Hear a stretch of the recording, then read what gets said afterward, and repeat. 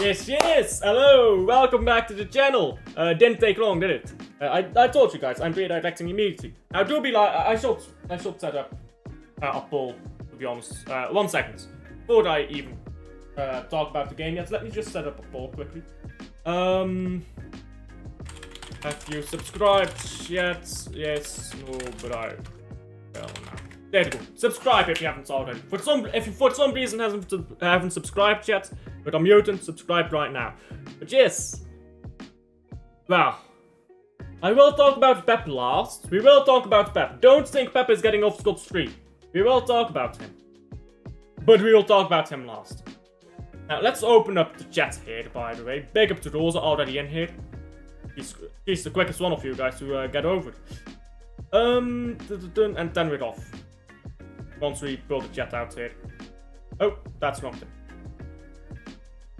There we go. There we go. Hello, Rosa. Hello.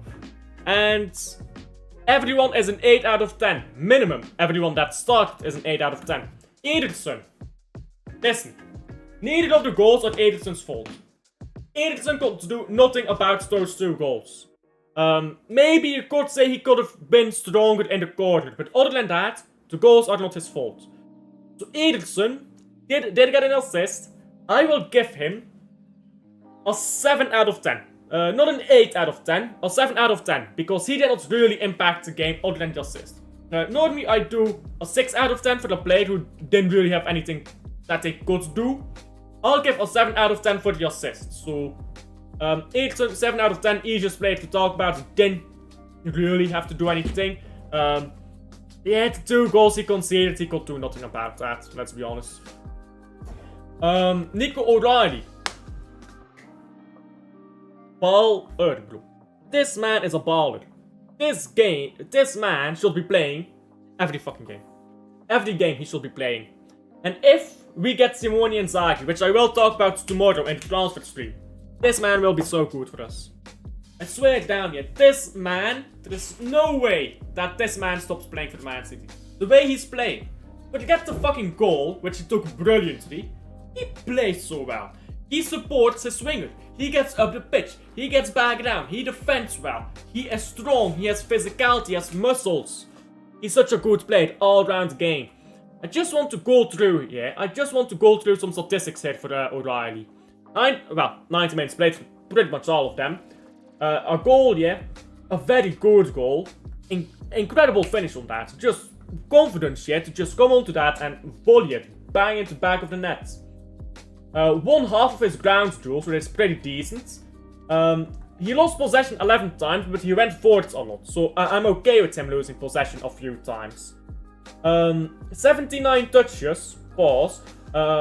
Passing accuracy of 90% for what it is worth. 2 crosses, no great crossing to date though. He only needs 1 shot to get it successful. When he dribbles, he tends to be successful.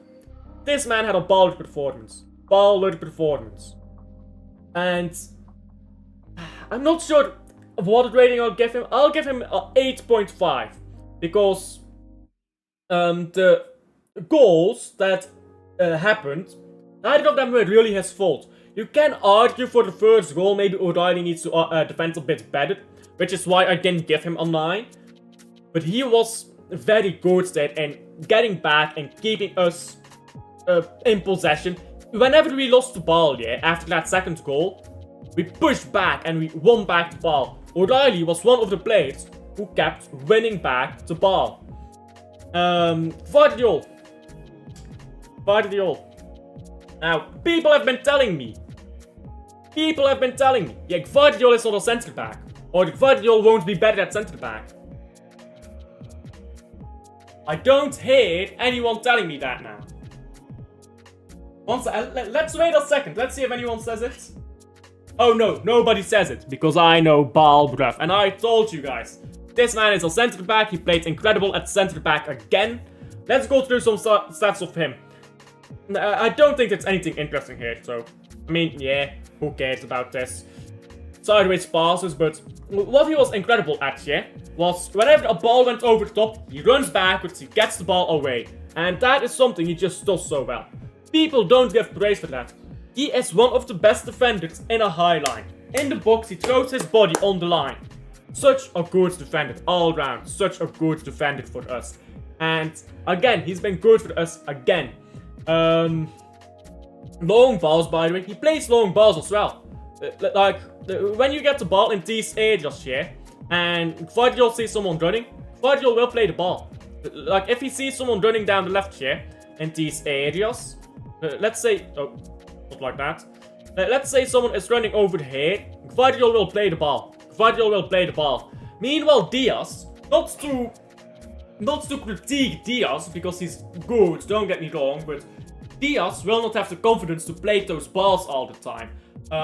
Akanji will not play those balls, so Gvardiol, he plays those balls over the top. Kind of like what Toby Alderweireld used to do. You remember Toby Alderweireld at Tottenham Hotspur? When he would just hoof a ball up the pitch? That is what Gvardiol can do. And he's so good with the ball in his feet as well. He's got both. He's got both. So, yeah, attacking wise, he didn't do anything, but that's fine. Gvardiol, I have to be honest, the first two goals, the two Crystal Palace goals, you should have done better on those goals. But still, Gvardiol, I will give praise where it's due. Without those two Crystal Palace goals, this would have been a 9 out of 10 for Gvardiol. But Crystal Palace scored twice, and Gvardiol was not really closing down his man on both of those goals, so I will give him an 8. I will give him an 8, which is still good, by the way. Ruben Diaz. He was the least good of our players, if I'm being honest today, because Ruben Diaz, I feel like, was a bit absent at times. Going back, again, with the two goals, Ruben Diaz was also poor on those goals, but with the long balls over the top, he didn't do much. When the red crosses into the box in the second half, he didn't really do much. Ruben Diaz felt like a passenger today. He was there, fair enough, but he felt like a passenger, and I don't think he really made an impact on the game, one way or another. So I'll just give him a blanket 7.5, if I'm being honest. He just felt like he was a passenger, yeah, really. That's all I can say. So, Lewis, I almost struggled to say it, but Lewis stepped up. After the second goal, Lewis stepped up. But Lewis, at the start of the game, just saying, both of those goals are on him. Especially the first one. The far post marking by Rico Lewis is too. It's shambolic. Let's not beat around the bush. The far post marking by Rico Lewis is terrible. But he did step up after the second goal. Got us back, he helped us get back into the game. He played well in midfield, don't get me wrong. And that's the problem, he's a midfielder, not a right back. So I will give him a 7.5 out of 10. A 7.5 out of 10. Everyone else is about to get sucked off. This back four gets criticized a bit. Everyone ahead of this back four prepared for me sucking them off, bro, because that's what I'm about to do. Nico Gonzalez. Incredible in midfield. Made tactical fouls when needed, took that yellow card, played the ball around very quickly, controlled the pace of the game, kept us defensively solid, prevented any counter-attack from Crystal Palace, second goal onward, and he was looking down Crystal Palace. Crystal Palace had no room to breathe. That is because of Nico Gonzalez. Nico Gonzalez did not allow Crystal Palace to breathe. We won a game! We won a game, guys! Hello, Wim, hello! Everyone is 20 out of 20, except for Ederson. I think Ederson was not the biggest problem. He could not do anything about those saves. Great comeback, I can't lie. It was a great comeback. And big up Ahmed. Big up. Yeah, he just played very well. 100 touches, by the way. Exactly 100. These statistics are kind of that. Yeah, this is what I mean. He cleaned up in midfield. He cleaned up in midfield. Ground duels. He goes into these duels. He goes into these duels. Aerial duels won. That's why you need a physical midfielder. To win your aerial duels. Stop Palace from breaking forwards. He made an interception, a big one. That was a ball from Crystal Palace on the right, I believe. Tried to play it down the left. Nico Gonzalez got the ball. And he got us moving forwards again. And not too long after he scored, by the way. He did get that foul. A tactical foul. Crystal Palace is about to counter. No, you're not. Pull them back. Stop them from countering. Incredible game by Nico Gonzalez. But with a lot of these players, you do have to remember the first 20 minutes. He could have been better on the counter in the first 20 minutes. So I will not give him a 9 out of 10. Honestly, from there on onwards, it would have been a 9 out of 10. But the 2 counters before that are partially on Nico Gonzalez. Not on Kovacic, Nico Gonzalez. Nico's job is to manage the counters, not Kovacic. So Gonzalez, I will give 8.5 out of 10. Which is still great, but it's... it's still 8.5 out of 10, but it's not quite the level he played to in that second half, I feel like. We created 11 big chances. Indeed, we played incredibly well in that second half. Nico is amazing. Which one? Please use Uri and Gonzalez, because I also get confused. But big up Lizzy, by the way. Big up Lizzy. I think you're new. Big up. Pep correct system and players were amazing. Pep was not correct. Pep was not correct. And I'm gonna tell you why when we get there. Because all of this is individual brilliance. Individual brilliance has bailed Pep out today. Kovacic. Now Kovacic, people sleep on this man. He was so good today for us. Kovacic has completely stepped up here. And people will blame him for the 2 goals because on transition, yada yada. Transition is not Kovacic's job, it's Nico Gonzalez's job. Kovacic's job is to support Nico Gonzalez, sure, but also to get the ball up the pitch. He got the ball up the pitch. Whenever we lost the ball, it was Kovacic, Gonzalez, O'Reilly, and De Bruyne winning it back, 10-4.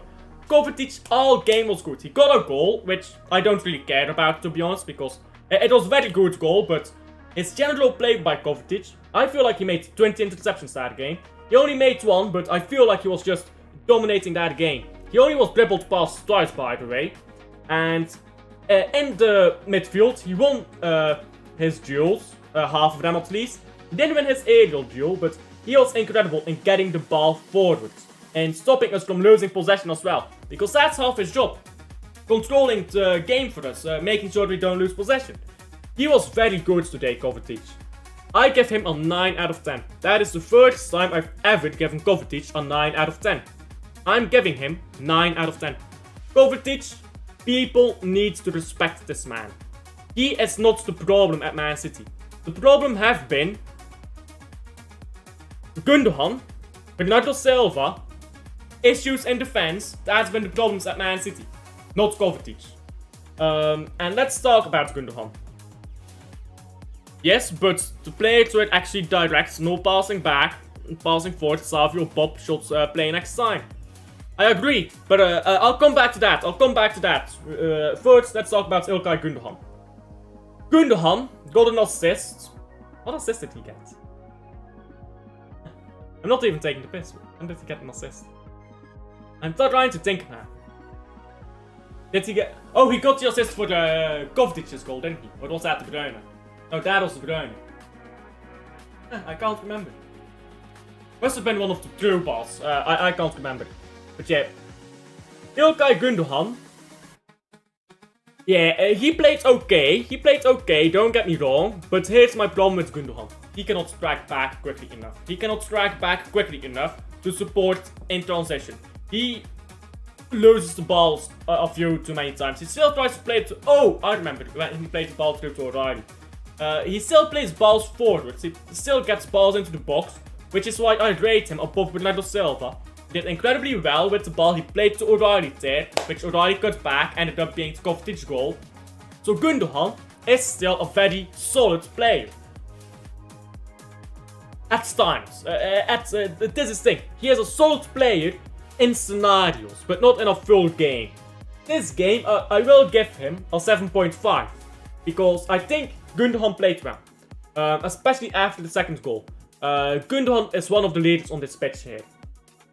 But I cannot ignore the fact that he did do poorly on that volley, by the way. What was that? But and he did poorly sometimes. This game was invisible when he wasn't on the ball. And he is invisible when he's not on the ball. So I can't ignore that. So it's still at 7.5. It's a good game for the Gundo. But it's not the best on the pitch today. Best on the pitch is certainly not McAtee either. But McAtee took his goal very well. If you look at that goal here, the ball over the top, takes it down, goes around the goalkeeper and scored it. Very well done. And McAtee, I feel like he played a solid game. You remember the second goal, Marmoush's goal. McAtee gets the ball into the box, crosses it backwards to De Bruyne. De Bruyne heads it backwards, and then it's scored by Marmoush. That is McAtee's work. So McAtee, I hear that people are like, he's not playing good today. And I agree. McAtee did not play good, but he does provide output. At the end of the day, even though he doesn't play good, output is important. And he provides that. Which is why I'm happy he played, because we needed output this game. He brought us output. Some of his crosses were very good, and he deserves the goal he got. He did that very well. So, is his performance good? No, but his output is. Which is why we needed him in this game. And why we have needed him in past games, but that's an entirely separate issue. Marmoush. My goat, bro. My goat at this point. Marmoush. This man was winning the ball back constantly. But let's see, how many times did Marmoush win the ball back? I feel like he made a few big moments there when he won the ball back. Doesn't say here. Only twice? That can't be right. He helped the team win the ball back. He pressed me. You go back to that first half here after we went the second goal down. And look at De Bruyne and Marmoush. Look at how they ran up and down the pitch. Them man were inspired, bro, to get that ball and go forward. He took his finish incredibly well to get his level again.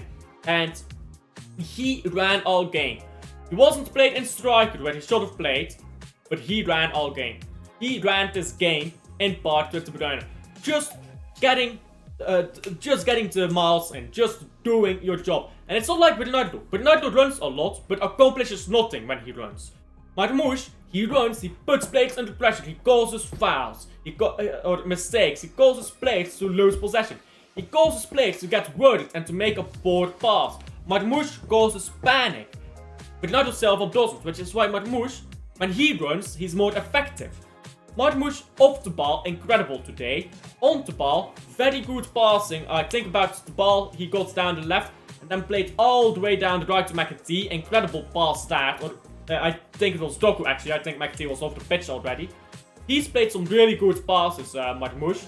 And he's just been very good general play. And when he cuts inside you, and then you have O'Reilly overlap. And going down the left, he creates a panic in that back line, and he creates a bit of space in the box, without other players to work with. He was playing off the shoulder sometimes, when Marmoush would sometimes push up together with De Bruyne, who was playing in a false 9 position, and they'll try to push up together and push the back line together. He did so well. Off the ball, he was our best player off the ball today. He gets a 9 out of 10.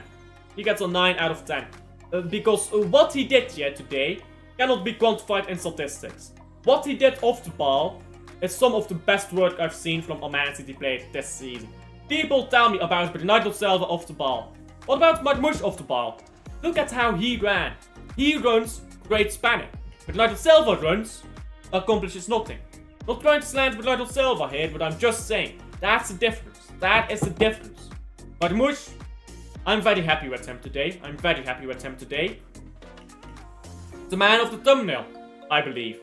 What did I put in the thumbnail? It's De Bruyne, right? Yeah, De Bruyne is in the thumbnail. The man of the thumbnail. Who is gonna tell me that De Bruyne is washed? Like, please. Please. Don't talk to me. If you think De Bruyne is washed, do not talk to me. If you think De Bruyne is washed, honestly, unsubscribe right now. Don't. I like the subscribers, but this man is not washed. This man is not washed. This man, yeah, needs a good team around him. Because he can self-perform.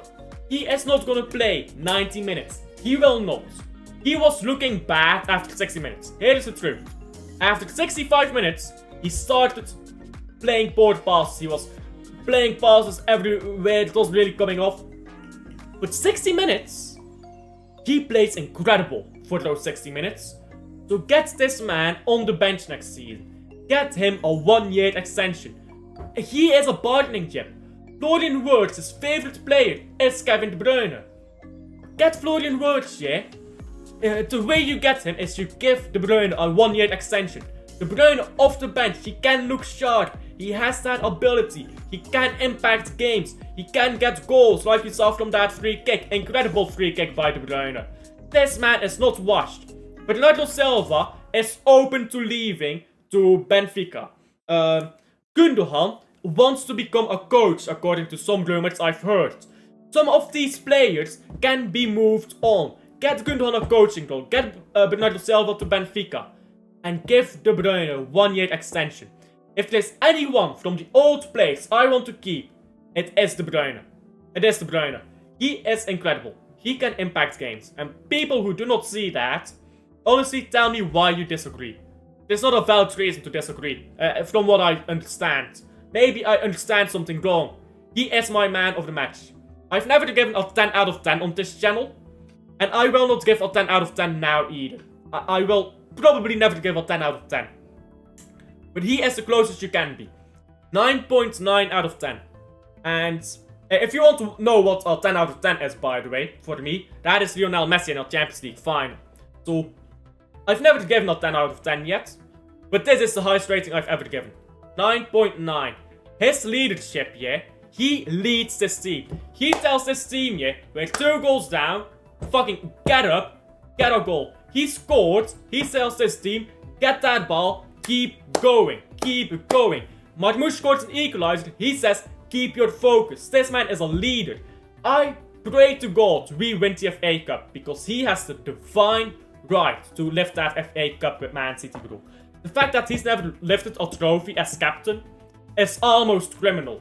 We need this man to lift, and I don't count Derek Plates. We need this man to lift the FA Cup at the end of the season. This is how you get top 5. This is how you get top 5.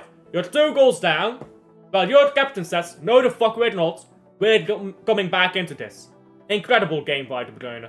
If anyone tells me De Bruyne did not play a good game, get your noggin checked, mate. Does anyone here in chat think De Bruyne played poorly? Anyone? I'll give chat a few minutes to catch up here. And if you think De Bruyne played poorly, honestly, what are you smoking? What are you smoking if you think he played a poor game? Looks like nobody is telling me De Bruyne played poorly. That makes sense, because he was fucking goated. What a game! 3 points in the bag. For the first time in a while, I'm actually happy, guys. I am happy. For the first time in a long time, I am happy, guys. More than you can believe. I need to get that in this fucking OBS. I need to get that clip. More than you can believe. Anyhow. That is it for me. That is player ratings done. Pep Guardiola, though. Before we end off, we will end off on a negative. Pep Guardiola messed these tactics up. Pep Guardiola should not receive any praise for this game. The way these players stepped up, I will praise these players. Until, bro, every one of these players has gone up in respect for me today. All of them deserve an immaculate amount of praise. Not Pep Guardiola. Pep Guardiola has immensely disappointed me. The lineup has disappointed me. The tactics have disappointed me. The system has disappointed me. Where Marmoush doesn't play as false 9. We won. Not because of Pep Guardiola. We won because of individual brilliance. Sheer individual brilliance. Respect. All of these players, yeah. All of these players should be given their respect. But Pep Guardiola, you are pissing me off. I can't lie.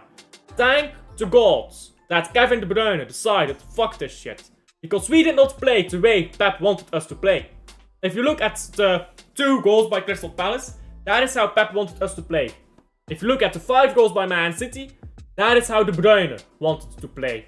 De Bruyne dictated that game. De Bruyne said, I will decide how we play, I will do what I want, and Pep can fuck himself. That is what De Bruyne said. And honestly, big up to De Bruyne. What De Bruyne did here is he won us a game by ignoring Pep's instructions. Look at how Pep was reacting on the touchline when Kevin De Bruyne was doing some stuff here. When he was constantly dropping away from where he was supposed to be. Look at how Pep reacted before the 2 goals. But after the 2 goals, Pep just sat down and was like, okay, let them do their job. The players have done it today, not Pep. All the players deserve credit. Pep Guardiola, shame on you. Honestly, shame on you. That is it. I will redirect you guys now to Liam, who is also doing his player rating. So like and subscribe if you haven't already. And I'll redirect you guys to Liam, so don't leave. Alfred in the chat, guys. Alfred in the chat. And I'll see you guys over there. I will be in Liam's chat. I'll see you guys on there. Bye. By the way, tell me if you like